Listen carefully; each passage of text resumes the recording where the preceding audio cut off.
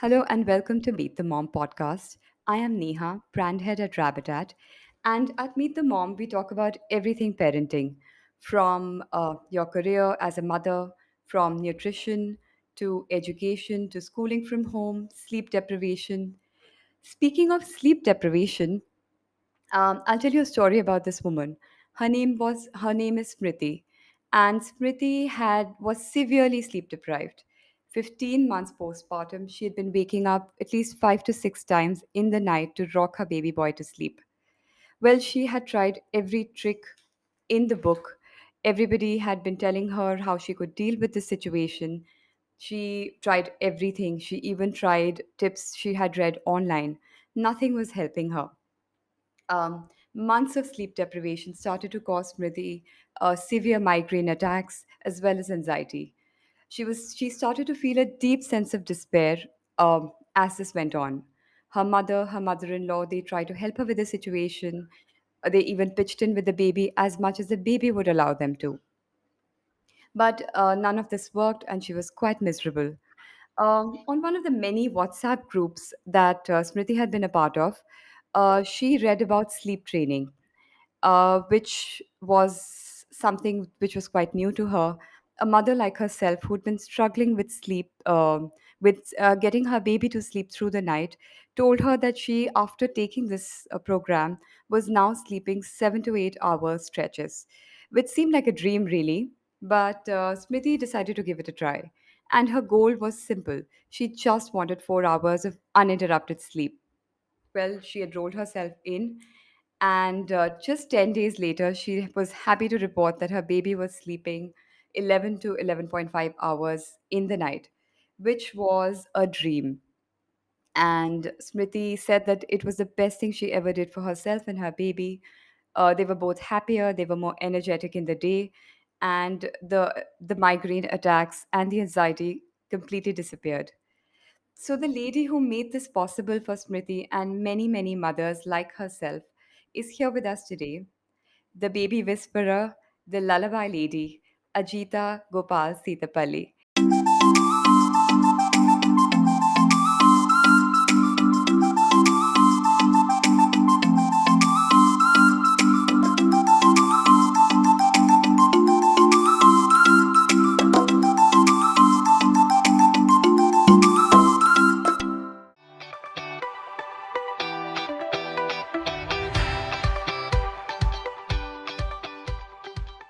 I'm very sure that there are many, many mums right now who are listening intently, that their prayers have been answered and the nightmare is over. So, we're so glad that you're here. So, Ajita, tell us that what are some of the signs that indicate that your baby needs a sleep consultant? Okay, Neha. So, some of the signs are definitely very obvious signs. One of them would be when your baby cannot sleep a decent length based on their age. So, depending on how old your baby is, we do have certain expectations in terms of how long the baby can sleep at night without needing a feed or without needing, some sort of help from us.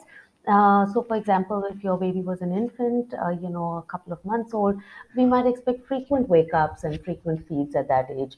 But if your baby was 7, 8, 9 months old, we might expect actually, 5, 6 hour stretches from that baby in the middle of the night without a need for a feed. So if your baby is not able to actually do that and needs constant help from you, to keep extending their sleep or to keep bridging their sleep, that's a very sure sign that your baby is looking for some help in learning how to sleep. We must remember babies also want to sleep, so they are not actually trying to be annoying and disturb us or any of that. They're actually just basically saying they don't know how to do it on their own. They need to be taught. The other sign would be if your child's really resisting sleep when you take your child to sleep. So your child wants to sleep, but is just frantic or crying or just doesn't show you, the signs that he can settle down and go to sleep. That would be a sign that some sleep training is required. Oftentimes, with this kind of a baby who's resisting it, oftentimes we will find that that baby will also have unnecessary amount of wake ups in the middle of their sleep and need a lot of help from us. The third and perhaps a very important but often ignored sign is if mommy is not getting the sleep she needs and is getting overtired, exhausted, getting all kind of health issues due to lack of sleep. We oftentimes expect that it's just part of the deal that you have a baby, and so now you should just be on a trend of giving up everything in your life and giving up your sleep, giving up your Yeah. peace and quiet and all of that. While some part of it is yes, you do need to give up a few things, that's part of the deal, but not to the extent that it impacts your life so much and you're not able to function properly. And this does happen, just like the story you read a little while ago about Smriti. It does happen time and again. I meet mothers who are basically they can't function, their backs are broken, they're getting sick all the time, they're getting blood pressure issues. It's like at a very young age getting issues that are just unheard of at that age, but all of that due to lack of sleep, lack of rest, and just becoming a bit of a wreck, because of that. And of course, I'm not even discussing the emotional issues and the emotional turmoils that go along with it. So these True. would be an absolute red flag saying you got to fix your baby's sleep. Now, if you can fix it yourself, because there's so much information out there, or if you fixed it before with an older sibling, or sorry, not sibling, older child, then that's all right. Go ahead, give it a shot. But sometimes it might be very confusing, might be too Yeah. challenging for you to do it yourself. Then you definitely want to seek professional help. Absolutely. And even no pregnancies are the same, and two children can also be very different. I've Absolutely. heard I've heard mothers tell me that the first one was an angel and never troubled them and would sleep through the night, would eat whatever they'd give them. And the second one has really, Yeah. they are like, what happened there? What happened there? We are the same. Yeah. So, yes, but Ajita, you made some really interesting points. You also said that your baby should be expected to sleep certain hours as Mhm. they grow. Is there like any benchmark to this? Are there any number of hours that you should expect, maybe like a 40-day old baby to sleep, and then in one when a 1 month or when they're 1 month old or when they're 3 months old, are there certain number of hours that you must expect and to watch out for, that this is what my baby should be doing now by now? Right. So Neha, when we are looking at infants, 0 to 4 months, we try not Right. to have too many rules there. We try to keep it very, very flexible. Of course, if your baby is waking up every half an hour or an hour, needing a constant feeding in the middle of the night, that's a bit excessive, and that's already the sign of Yeah. something going off track. However, if you've got an older baby, 5 months, 6 months, 7 months, from that point on, yeah, because babies are developmentally ready then to actually stay without feeds for longer periods in the night. They do tend to Right. actually take in the feeds they require in the day, and they're able to stretch themselves because by this point, actually, sleep is taking a high priority in their life too.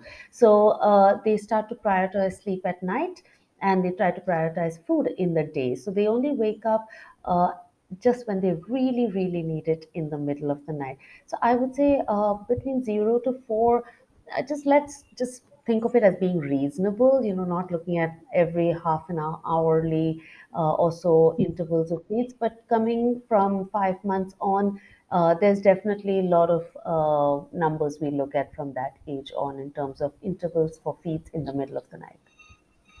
So usually I'm expecting that parents come to you by the time the baby is 4 to 5 months old, because before that you just take it all and you Yes. just try to go with it and you try everything and you feel that maybe this is how it's supposed to be. And then when things get really bad, that's when they reach out. Is that so? Yes and no. In fact, if you've been a parent who's worked with me before for one of your children, then parents smarten Yeah. up and then they decide that they don't want that happening to them all over again with the next child. And so, in fact, I actually have a program that I run, which is called the New Baby Program, which I handle babies. Or rather, help mothers to handle their babies right from the day they bring them home. So in this case, what parents do is they actually talk to me even when they're in their last trimester, because they're just like, we want to be prepared Yeah. before baby's here, because once baby is here, you've got too much happening. So they prepare themselves in advance before the baby is here, and then they follow those kind of guidelines that we discuss for the first 4 months. Now, the beauty of following things right from the get go is you may ensure that there is absolutely no sleep training required at all, because you've not actually inculcated any wrong habits. Now, the beauty for with babies is that they come pretty much as a clean slate in most cases, so what we put in Yes. there decides how things goes from there on.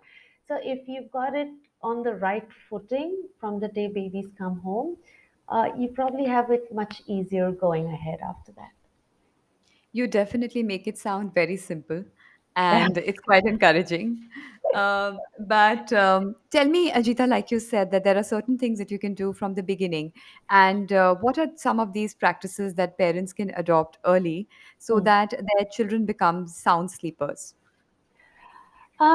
Let's think of it like this. What are some of the things that we land up making little mistakes in when we bring our babies in, right? Hmm. So, oftentimes, when a little infant comes home, we basically think of the infant as helpless, and we're constantly rushing to make everything as perfect as possible, which is true. They are quite helpless, and they do need our help. But sometimes we Hmm. don't assess the help correctly, and we might be offering help in ways that are not required for the baby. For example, a lot of mothers will enjoy the habit of feeding a baby and letting them sleep on a feed, which is then, as a baby grows up, it will become a problem. It won't be a Yes. problem the first Mhm. few months, oftentimes. Yeah. It will become a Yeah. problem as the baby grows up.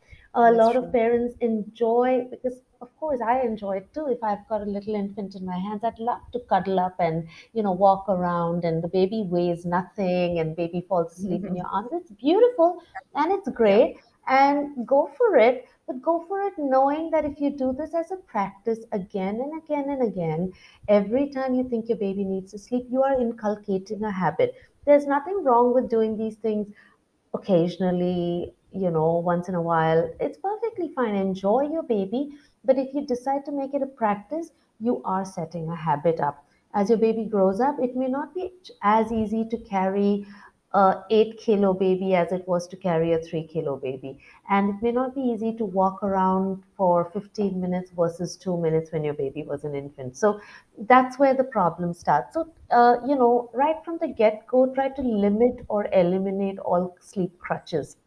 Rocking, Right. sleeping, all of these are sleep crutches. Sleeping on our godi, these are all sleep crutches. Commonly also use things like jhula, rocking the baby in a jhula for extended amounts of time. So understand that these sleep crutches are just habits you're developing. They don't disappear in thin air as the baby grows up. They actually Yeah. develop real deep roots as the baby is growing up, and the baby becomes Yeah. very dependent. And that's the age we somehow we have an assumption that the baby will give up these crutches. Babies don't give up, they just do what they're taught to do. So if you teach them to develop those crutches, they will hold on to it, and then they will make it very hard for you to give up as well. And that's when then the sleep training becomes important. So that would be one very important thing to look out for right from the get-go. Another one would be to not keep babies awake too long. So the first thing we tend to do is to try to get the baby to adjust to everybody's timings. Dad's coming home at 10, so let me just keep you awake for that extra half an hour or that extra hour so that you meet dad or grandparents Yeah. or whoever. That Baby, happens. yeah, baby cannot adjust to us. We've got to adjust to the baby. Baby is adjusting to so many things that we cannot even imagine. Just being in the world is a huge adjustment for the baby who's had such a cozy life in our womb, right? So Yeah. don't ask the baby to adjust more and more. Let us adjust to the baby. Keeping babies awake for too long actually stretches them out and makes them miserable, and then makes them very bad with their sleep as well. So it never helps. These two are big ones. The other one is crying, right? We fear a baby's cry like it's the worst thing on Yeah. earth. And That's true. yeah, a baby's cry says a lot. The baby's talking through their cries, they're communicating. Let's not freak out when a baby cries, because that's what we tend to do. We freak Yeah. out, and then we, out of that anxiety that we have, we're in, we start to do all kinds of mistakes. just calm down, take a breath. You've got this. That's your baby. You've got it. Just take a breath and take it slow. Your baby will actually inculcate better habits if you're calmer in handling them rather than getting stressed out in handling them. I think that doesn't change even when they become teenagers. No, it You really doesn't. It doesn't. You're absolutely right. I think chaos that comes from the mother or parents as such, I think it just spreads all over, and Yes. then it's just one screaming match. So Yes, you're just right. hoping that we can find a little calm and handle it better. But you made some really interesting points, and I think it just feels like it's common sense. And these are some things that we just everybody tends to do. That somebody or the other will pick up the baby and they'll rock them to sleep, and we'll walk around with them. And these little adorable things that we do with the baby as they grow become so painful, because I Yeah. have seen parents who have like 3-year-olds and they're carrying them around in the room to put them Yes. to sleep. It's not possible. Like, how do you do that every night? And then the Yes. baby is so dependent on you that you just cannot have a life of your own. If you need No. to do something, you have an important meeting to go to, if you have important work, the child is complete, they are just cranky and they're waiting for you to put them to sleep. Yeah. By this age, children should definitely be able to sleep themselves, Yes. or on their own. Yeah, and you actually put your baby at a disadvantage, right? When you Yeah, make them so dependent on you. true. I think oftentimes we look at it saying, if I'm a good parent, I will do for my child. But Yeah, I think the way we have to look at it is, if I'm a good parent, I will teach my child to do it, not I do it agree. for my child. There seems to be a lot of guilt around letting a Yeah, child be independent in some things. And I think we need to change that conditioning in our mind, where we kind of have to take the guilt out of it and understand, really, we as parents become teachers for so many things. And one of those things is independence in sleep, independence in food. This is something that is actually a part of our responsibility and our duty to actually give to our children, because the moment they sleep well, just like at the moment we sleep well, right? We're much better people at the end of people. that day. And when we don't sleep well, we are not at our best. The same applies for our child. If their child doesn't sleep well because we have not helped them to learn, then it doesn't matter True. how good you are or how prompt you are in helping them, you've still put them at a disadvantage. I completely agree. I feel that many parents and many mothers especially, they feel the need to spoon feed their children everything, and they just, like you said, want to do everything for them instead of giving them tools to live a better and more Yeah, fulfilling life. I think yeah, when you're independent, you just feel more happy, and there is a sense of achievement with absolutely. everything that you're doing, as opposed to waiting for somebody to come around to help you sleep, to help you Yeah, eat, even at an age where you should be able to do that. And correct. it's not just the mothers, I think it's also the society that really guilts them into doing that. Absolutely, There's a lot of absolutely. judgment if you are not constantly running after your child who's not eating. Everybody judges you as being a bad mother, that you don't care about your child's nutrition, or your child isn't sleeping and you're letting them cry and you're not Yeah, going and being with them. Nobody sees that this is something that needs to be done for the benefit of the child, and not that the mother is just shunning her responsibility and not doing it. So, absolutely. Everybody has an opinion, and everybody yeah, has a lot of free advice being yeah, dished out at the drop of a hat. And if you're a mother who's already feeling a little bit, not sure about what you're doing, you tend to kind of absorb all of that judgment or exactly. advice that's coming your way, Yeah, and just start to feel more miserable about your situation, and you want to correct it. Also, I want to share here, Neha. I do understand that the mothers are actually doing this out of love. They're not doing it because they can't be bothered to teach independence. That's not the case. But there's two things that happen. One is, like you said, all the judgment that comes around. Why don't you do this? Why don't you do that? You're not doing this right. I did it like this, or we did it like this, and that's how it used to be done. All of this, you're yeah, constantly yeah, hearing yeah. it. So that doesn't help you. And at the same time, if you try to do something else and you get a little backlash from your child, there's judgment on that too. So True. you're constantly self-judging, and you're getting critical sort of judgment from across. So you're in a very confused space till you kind of start sitting down with somebody who kind of helps you put those pieces back in True, place. true. Somebody who can see it for what it really is and what can be done to improve the situation, which is That's not right. always the case. What works for one may not work for the other. You're absolutely right. Yeah. So I think that's so true. And I really think that this will help a lot of mothers who are struggling right now. Um, Having said that, Ajita, maybe this is a repetition, but what would be top three things that you would tell any parent about sleep training? Hmm, that's a nice question. So top three. Okay, let's first understand what sleep training is. That's something I'd like parents to know, because sleep training somehow, when you say sleep training, most parents just think, oh, cry it out. That's it. I'm going to have my child scream his lungs out, and That's true. it's going to be a cry it out. I'm going to leave my child, and God knows they're going to feel abandoned, and all of that. And that's not sleep training. So that's a method of sleep training. That's not sleep training, right? So, sleep training, what is it? Sleep training is really something we do to help a child gain some independence in their sleep, to put themselves to sleep, to settle themselves into that sleep, rather than us settling. How do we settle? We rock a baby, we pat a baby, we nurse a baby, we bottle feed a baby. We give them crutches that lull them into sleep. Sleep training basically says, let's help the baby do this without crutches. One very common example I like to use is your children. As they grow up, they start riding bikes. They start riding with training wheels. At some point, you will take off those training wheels, and your child will learn to balance on a bicycle and learn to ride a bicycle. Sleep training is just True. that.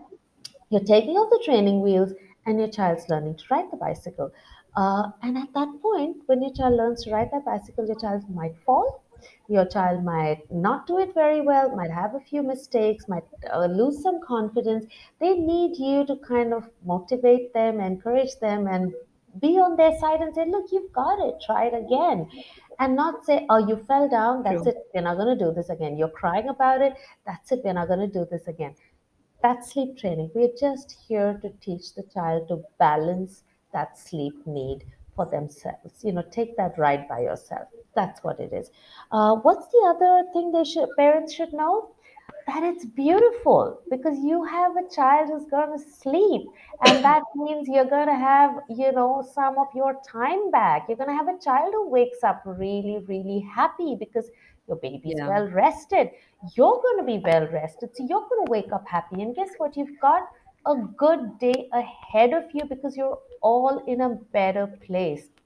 Another True. thing a lot of times we miss out is sleep and food. These two, they're very interconnected. Parents, often come to me with older children, with toddlers, saying, "I want help with their food habits." And the first question I ask is, "How are their sleep habits?" And it almost feels to a parent Yeah. like, my child's two, I can't do anything about sleep. Forget it. It's a done deal. We're messed up for life now. But let's at least fix the food habits. And bad food habits oftentimes get triggered by poor sleep habits. So even there, we go back and we say, let's clean the sleep up first. Once we get them sleeping better, 9 out of 10 times we don't even need to have their food habits looked into. It gets sorted pretty much by itself. So sleep is the basic foundation. We cannot take the importance of sleep out of our lives and say, oh, that's my child doesn't sleep, that's This my is who we are. destiny, or whatever, Yeah. right? We can't Yeah. do that. So we have to kind of say, this is a life skill. I'm going to teach my child this life skill. It's good for my entire family. We're all going to benefit. In the day, we're going to be our optimum selves, my child and me. My child's going to eat well, sleep well, and thereby have enough focus and intention to actually spend on other learnings in his life, and not be True. constantly in this whiny, cranky space that just drives everybody up the wall. So that's I think there's a few things that people should know about sleep training, and not that it's cry it out. There's too many methods there to make cry it out the only pioneer of sleep training. There's so many other ways to actually do it. It's very interesting. And you said that sometimes nutrition related issues can be connected to sleep Yes, more often than not. more often than So, not. and you're right. So many toddlers don't eat well. Not just toddlers, even a little older children. Yeah. They tend to have issues with eating, and they don't want to eat their meals, or they don't. They just have poor dietary practices, Yes. and many mothers feel absolutely miserable about this. And if you can fix your sleep, you can probably fix this too, like you Yes, said. and even if you don't fix it, right, you put yourself in a better place to fix it, Yeah, because yeah, it's a bit like thinking. Think about it like this, right? If you were a sleep deprived mother, if you were going with like every 2 hour wake ups in the middle of the night to help a child go to sleep, and you're just miserable yeah. in the day, and now if I tell you. Hey Neha, why don't you go learn Chinese, or learn a new language, whatever? That's the last thing you want to do, right? Or will be able to. Yeah. Right, so you're not interested in anything else, and just like anything else, food is a habit that you develop, right? How you eat, whether you have good eating habits, whether somebody's running behind you with a spoon, or they're forcing you to eat, or you're doing distraction eating. It's all a habit that's being developed. If True. I'm a child who's not in a happy space, or is just in a whiny, cranky space, I'm not going to be willing to learn anything. I'm not going to be willing to develop anything. In fact, I want to be in a zone all the time because I'm Yeah. exhausted. So if you turn on that screen for me and I can just stare at it and somebody will just shove some food in my mouth without me realizing it, it might work well. Of course, Yeah. if you've gone with that for 3 years, you can't break that habit just because you've improved the sleep. However, because you've improved the sleep, now your child is in a place where they can develop a better habit. But if you only Yeah. try to focus on food, it would be very hard at that age. Yeah. They're more likely to they'll be more receptive to the change or to learn a Absolutely. new habit. Absolutely. Younger the child, the more easier that it just gets fixed with sleep habits improving. Older the child, you may need a combination of both. But even then, you want to fix sleep before you actually work on the food habits. It makes total sense. I think for anyone, it's not just for children, but even for adults, this would be something that'll fix a lot of problems in life. Yes, absolutely. We're going to get to that later. But speaking of the new baby program, you were just talking about it earlier. Yeah, Tell us more about it. And when can one start, even during pregnancy, the third trimester, like you yes, said? It yeah. makes total sense that when we're preparing for birth, not just focusing around the fancy fluff, but also move towards what lifestyle changes, what practices one can adapt. Can you tell us more about the new baby program? Absolutely. So, new baby program was something I started when I realized that hey, if we can just fix this stuff in advance, we Yeah. don't have to go through that bumpy ride, later on. And let's be more aware and let's educate, right? Because if I feel that a lot of parents, if they knew better, they would do better, So a lot of parents basically say, I didn't know this would be a problem. Everybody told me to do it like this, and I just followed their lead. It's my first child. So when I find that when parents know that this could cause a problem, and this is how I can handle a baby when they're very young, they actually make better choices, and that's the whole point of the new baby program. Like I said, the program can be availed, in your last trimester when you're just kind of getting your head around, like, what do I do with the baby? Where does the baby sleep? Now, will I bed share? Will I co-sleep? Will I have a room? All of these are Yeah. things that we will touch on in the new baby program, just to kind of, you don't need to have all those decisions made, you may not know how to make those decisions, so we kind of work on it, and again, figure out what works for your family, for your setup, and find the right environment for you. We talk about what's good for the baby, how you can, a few choices on how you can put baby to sleep, what you want your patterns to be in the day, what you want to look at, what are some of the important red flags you might see where you want to kind of, go to your pediatrician, or you want to handle it in a different way. So we talk about multiple things. We talk about swaddling, we talk about colic, we baby massage, we just Everything you nursing, need. bottle feeding, all these, confusions on all of these topics. We talk about postpartum depression. We talk about getting help, to help with the baby, help with Yeah. yourself, help in life, just what to expect. If it's a first time mother, I like to like sit down and really give a good, clear picture of what to expect. Because oftentimes your imagination of a baby is the baby advertisement you see, this cute, chubby, cuddly baby who you're just kind of relaxing with, like the Johnson's baby ad. I don't want mothers to have the concept that I'm just going to bring this cuddly little baby home and we're just going to snuggle in bed and it's all going to be easy. We want to prepare, what the cries are going to be like, what can be tough, what should you really expect, so that when it Yeah. happens, you're not caught off guard, you're not freaking out. True. And what to know as this is normal, and that's a red flag, so to kind of assess that, so that you don't feel, you're kind of at the mercy of the helpers in the house, because sometimes you have, maids or nurses, and you just feel like you know nothing, and whatever is Yeah. being told to you, you just follow You the just lead. go And with we it.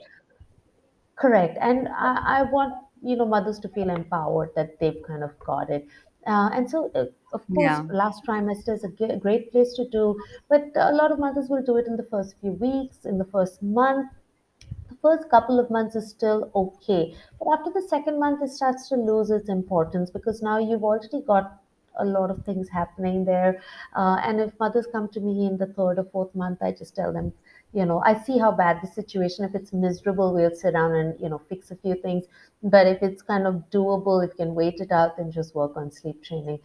But the new baby program, I would say, when parents do that, it really takes away the need to sleep train in at least 80 to 90% of the cases in the future.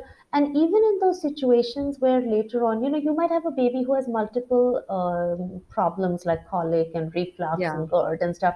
In such cases, you can't do everything by the book, and you can't be perfect, right, in getting them to sleep and stuff. So you would have had to make some compromises. That's also something we talk about in the new baby Yeah. program, what Be compromises are realistic. okay to do. And Yeah. it still makes your sleep training journey easier after 5 months. Just doesn't set you back so much, just keeps you in a good turf, while you need to kind of, when your baby's ready, you can kind of go ahead quite easily and get that sleep training done. So that's a new baby. It's more like, it's a very cuddly, happy little space, and a program to do, whereas the sleep training is like, roll up your sleeves, let's clean up the We are dirt. doing this. Yeah. And it's so true. Like you said something that never occurred to me before, that usually all the paranoia around being a new parent stems from not knowing. That Yes. I don't know if my child is crying. I'm constantly calling my doctor, and I'm sure bothering them and not having any sense of any Yeah, boundaries. Once you become a parent, with your doctors and with your gynecologist, you're absolutely. calling them constantly that what is going on, and I'm really worried. So just knowing that this is okay, this can happen, and this is a red flag, that knowledge can really set you free. Yes. Which is not the case. Everybody goes in knowing nothing, Yeah. and when you're a little informed, it can and parents now are really informed. They do read Yes. up, Yeah. but getting a realistic perspective, getting it from an expert, from somebody who has seen so many children, and every child is different, to tell you that this might happen, Yeah. so don't worry. And That getting can it for really put you your to ease. setup, getting it for your setup, because your Yes, setup is going to be very different than your friends. You might have a setup where true. you have, an extended family where somebody or the other is there at every beck and call. You might have a Yes, setup where you have three helpers who will manage multiple things for you, or you may have a true. setup where you have nobody, and Yeah, it's just you and yeah. your You're on partner, your or own. maybe not even your Yeah, partner. So yeah, based on your setup, there's maybe very little you can do or a lot you can do, and you just want to make the best of that, whatever your situation is. Absolutely.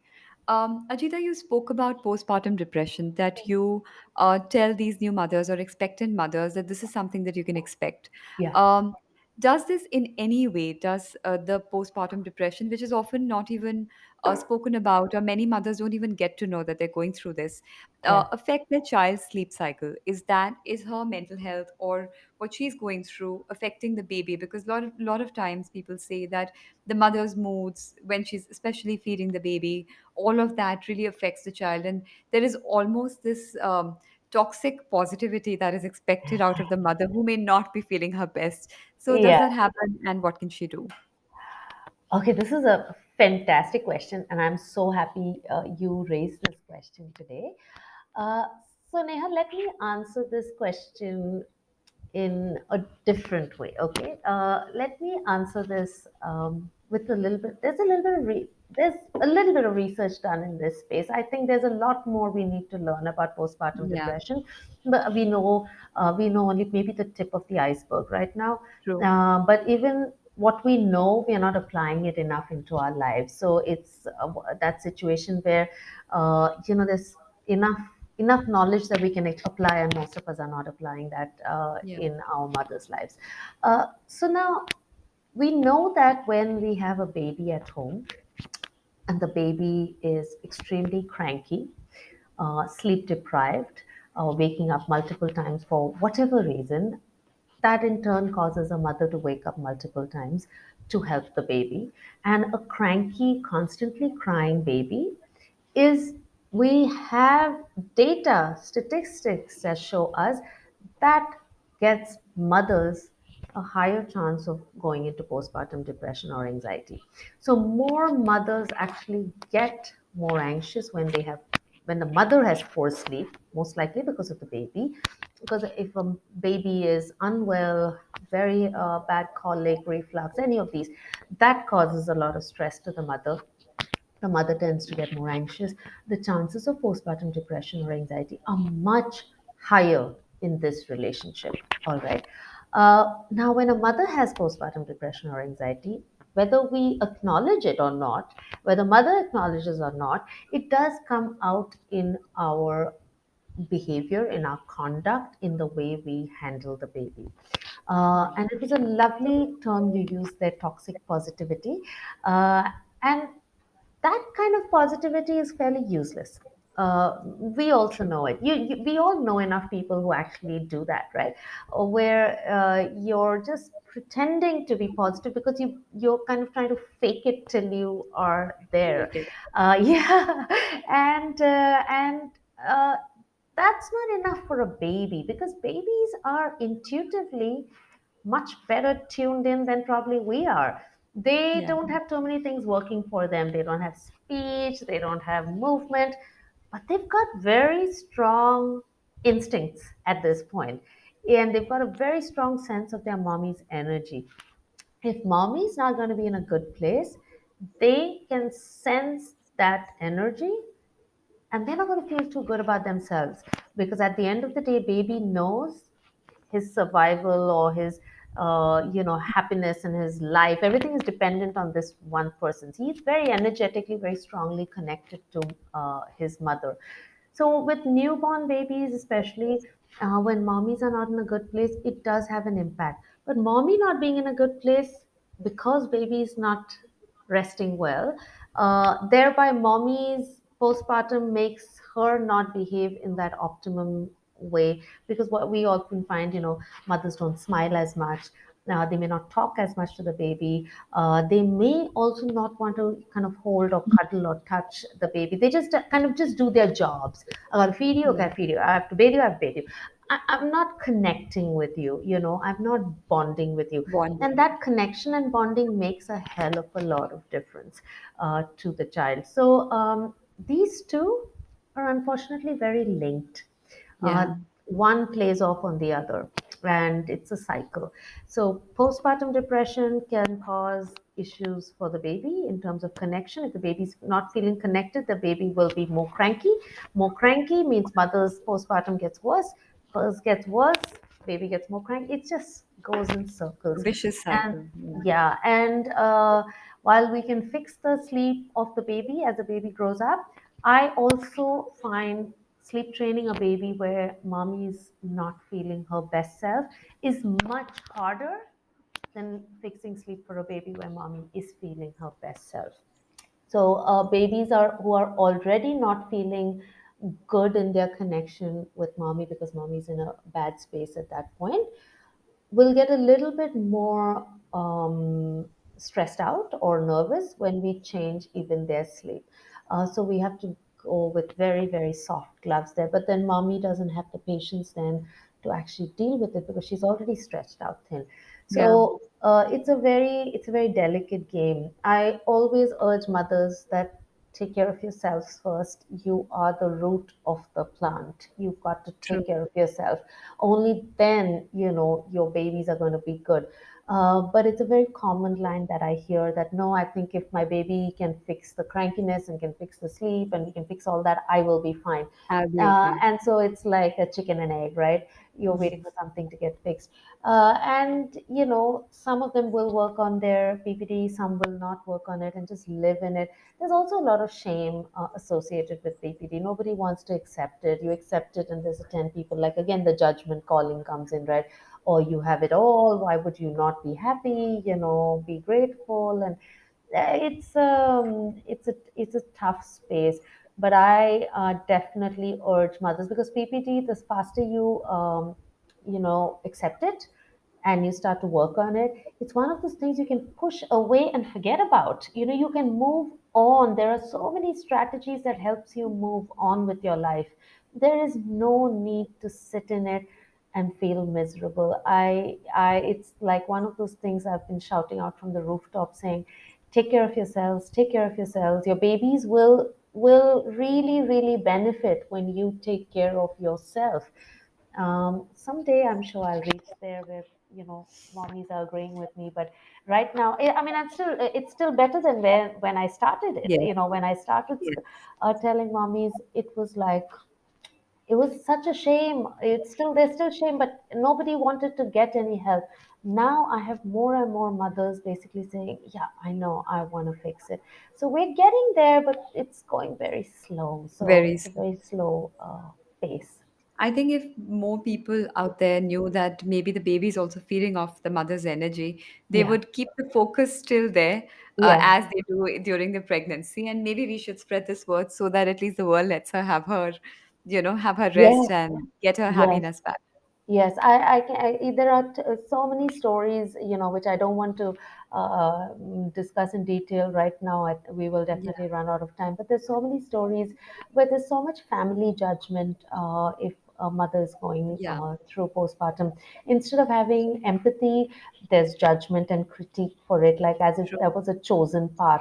And Yeah, postpartum is not a chosen path. It is just it's like it is said, it is a side effect of giving birth. It just yeah, happens. It's just like yeah. if you do get allergies, you get it. It's not a You're not choice. It's bringing just it upon something that yourself. happens. I don't think anybody would ask for it out of choice.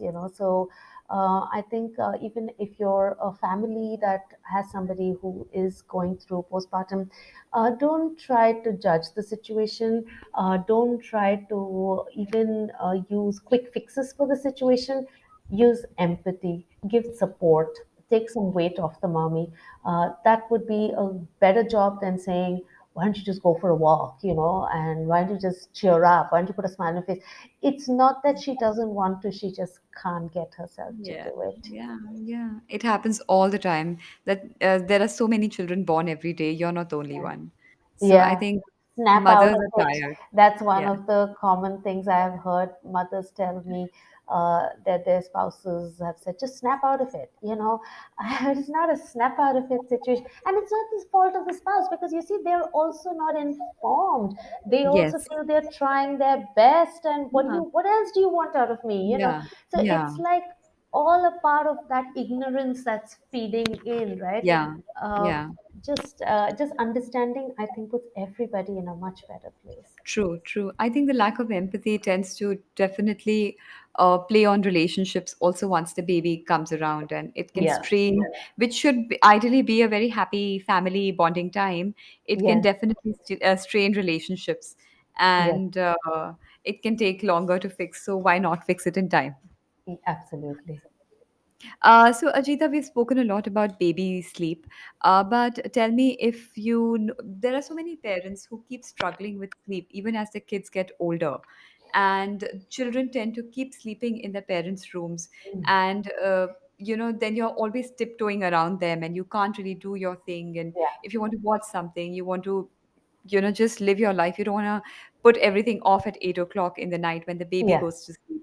What are some of the tips for older children to sleep through the night, sleep well, not keep waking up and coming to their parents' room, and also to encourage them to sleep in their own room or in their own bed, which is very hard, especially in our country, because again, it's just a malpractice that has gone on for years, and people think that how can you put the baby to sleep alone, like in their Yeah. room alone? How can you leave them alone?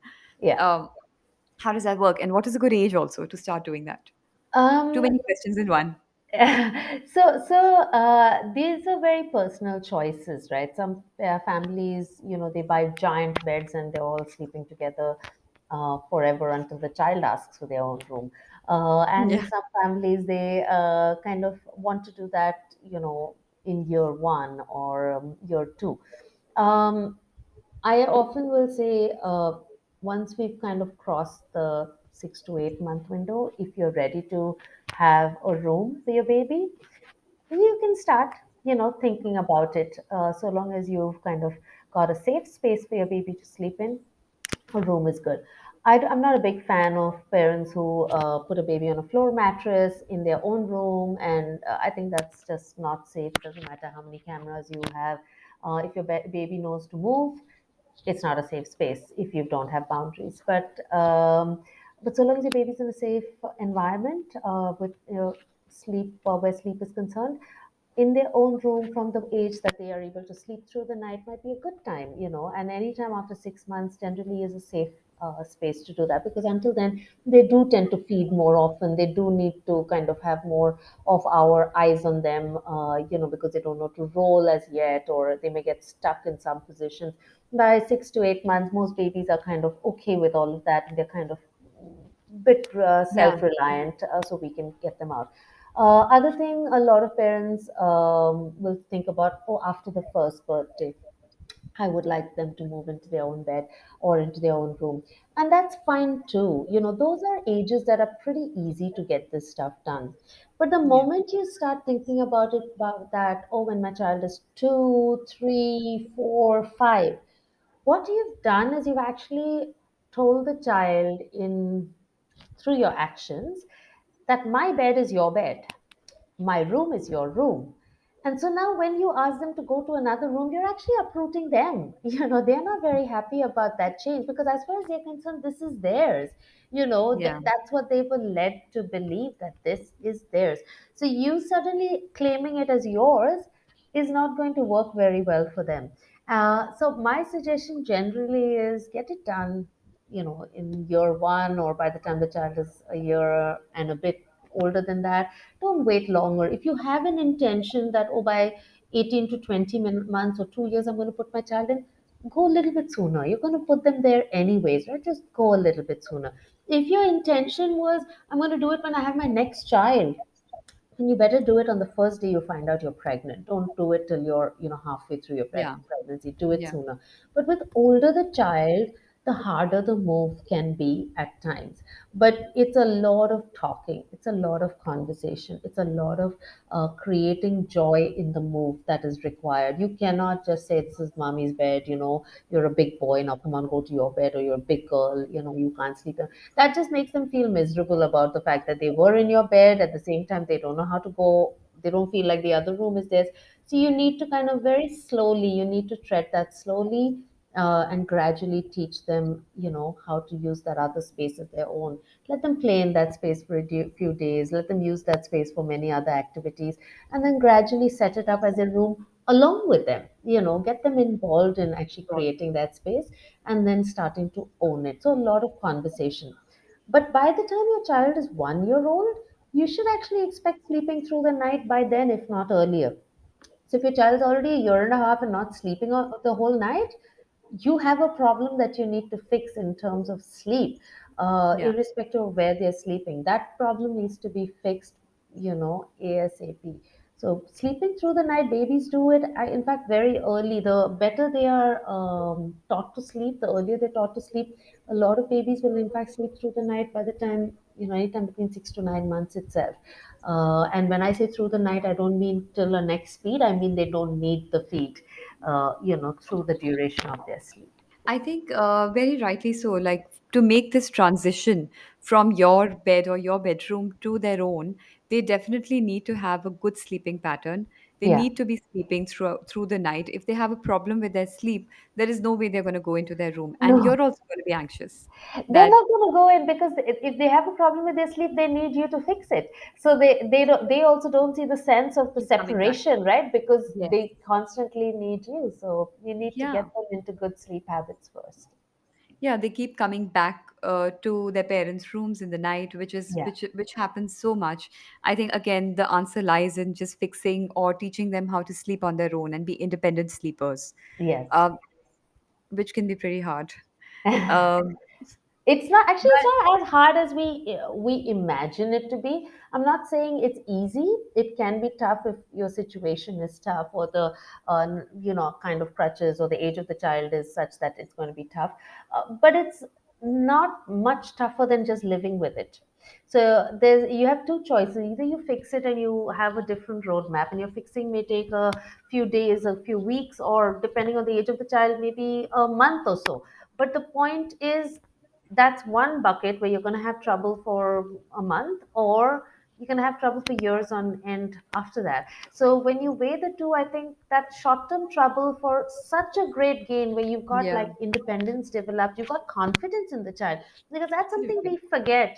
When we actually let a child do something by themselves, it just raises their confidence levels to a Yes. different space. So for the child, that's great as well. So I think the Yeah, value is far more way than more. the little tough time that we go through while we're training, because that's a very short window, the training period. True. Whereas if you don't train, you've got a long space with the problem.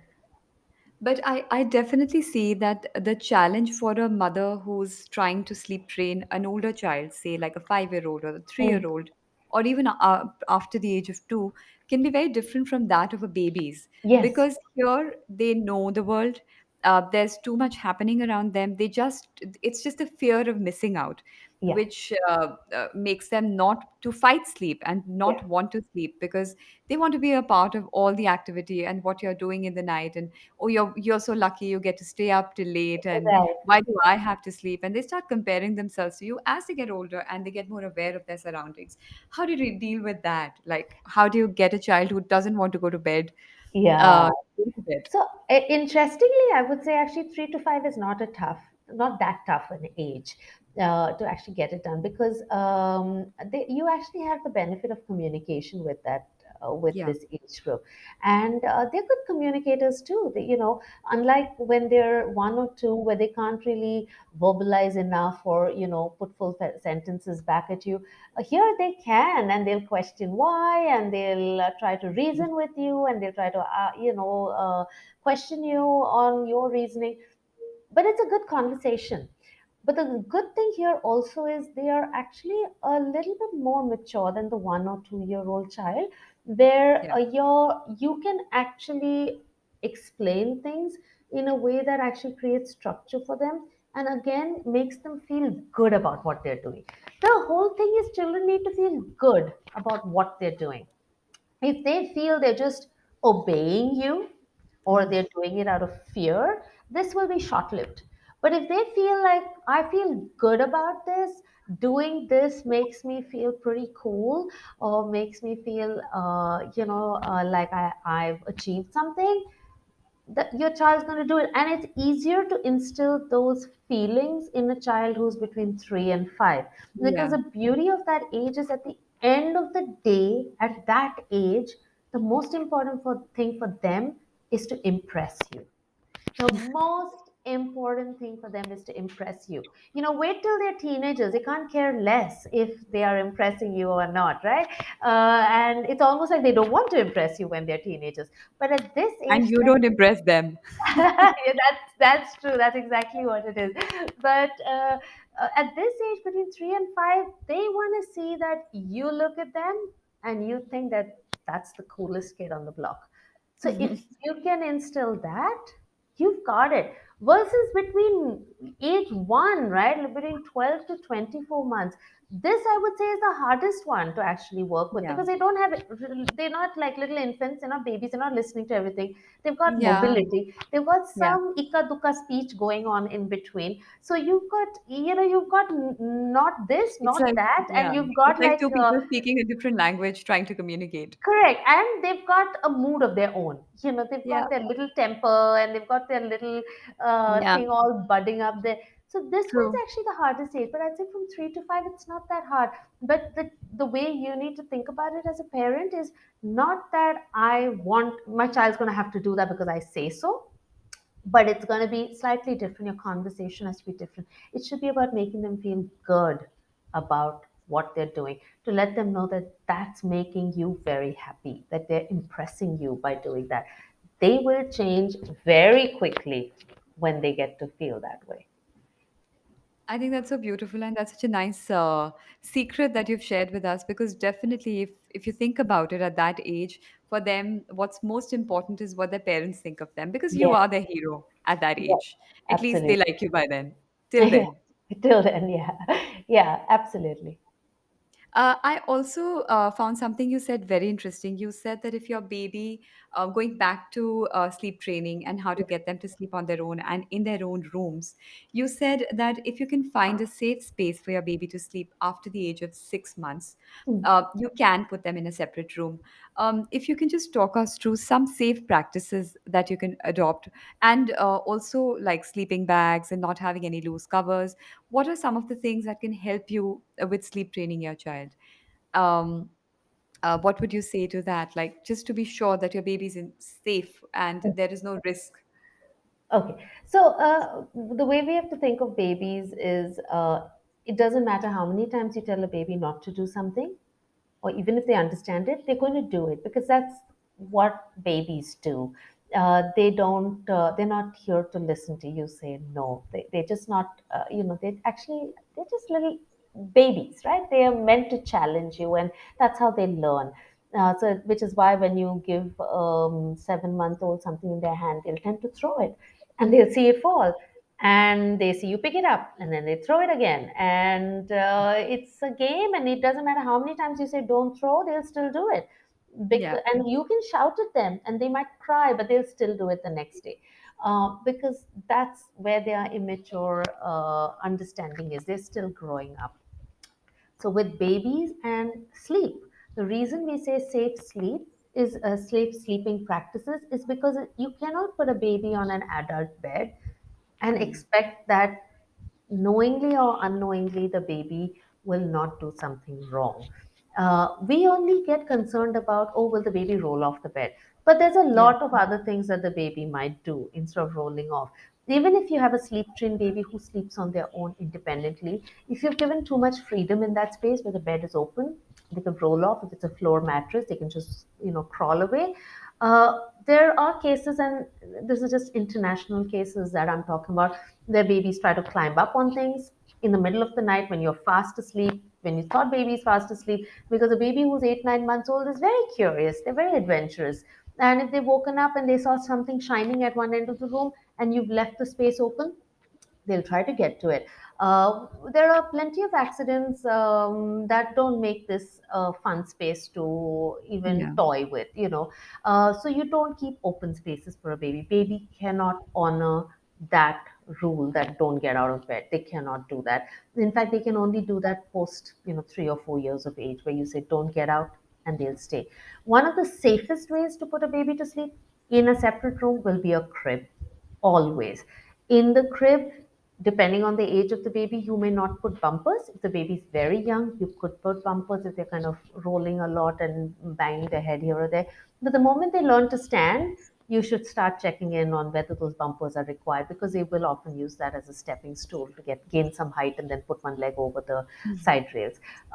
So safety always is a priority, because again, like I said, we cannot expect. It doesn't matter how angry you get with the child, they're not going to remember that. They're going to do it again.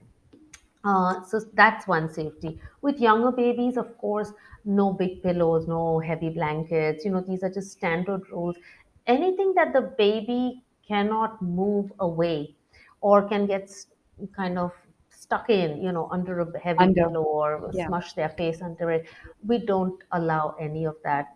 Again, from a point of safety, keep their bed area simple. Don't put too many things, not too many frills. Just let it be a mattress, a nice firm mattress, a sheet on it at the most, and that's it. They don't need anything else.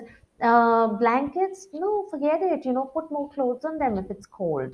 Put socks on them if it's cold. If you're worried about fingers getting cold, put mittens. Avoid the hat. We don't put headgear on babies when they're young. But don't put blankets. Just don't. If you feel they're still so cold and you're not in the swaddling age, put a sleep sack. They are safe in sleep sacks. It also prevents them from climbing over the rails of the crib when they're at that climbing age. But keep safety as a priority. It should never be the second thing. If you're bed sharing and your baby's at that age where bed sharing is safe, then again, still make sure that boundaries are not an issue. You'll have to uphold those boundaries for your baby, because your baby cannot stop being adventurous. That's how they learn. They have to do that. They have no sense of consequence They don't. to their actions. Yeah, they And don't.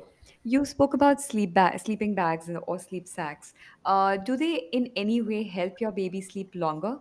Does the coziness of a sleep sack make them feel that, keep them from getting startled and Mm, waking up from that? Because initially there is a lot of that also happening when the yeah. baby's sleeping. So I do find that, especially when we are taking off the swaddle habit, some babies find that entire freedom slightly like, what do I do with this? All these arms and legs moving around.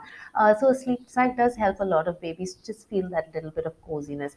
I do know a lot of babies do enjoy feeling, it's again baby to baby, right? Because some babies like that sort of confined, sort of cuddly feeling, whereas some just want to be all spread out. So that's slightly baby to baby. But I do know when I find climbers in cribs at age 1 or 2, where they at age 1 they still can't climb, but just the threat of it, or just the Yeah, adventure of it. I find a sleep yeah, sack is like your best friend then, because you put them in that and they can do everything else, and they're doing their baby stuff, but they can't be dangerous. We also, with babies who keep sticking their feet through the sides of a crib, they like to yeah, do silly things like that. It stops them. I do know little infants where swaddling is not working, either because the parents not struggling with the swaddle or just not getting it right, or whatever the case is. And then sleep sacks really help, because with infants you do want them kind of all packed up. They don't yep. like, as much as a parent says my child hates the swaddle, I can swear on this every time that once we instill that swaddle back, we learn how to do it right and we put it back there, the baby suddenly It helps them miraculously sleep. enjoys it after that.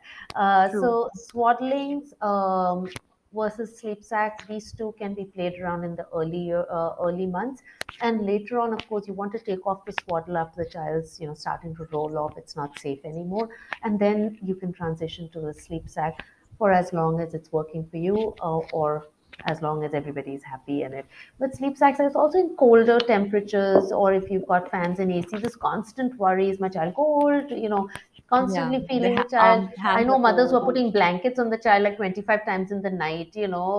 Just Yeah. put a sleep sack. Your baby's sorted. I think so. I think that happens a lot that you keep checking on them.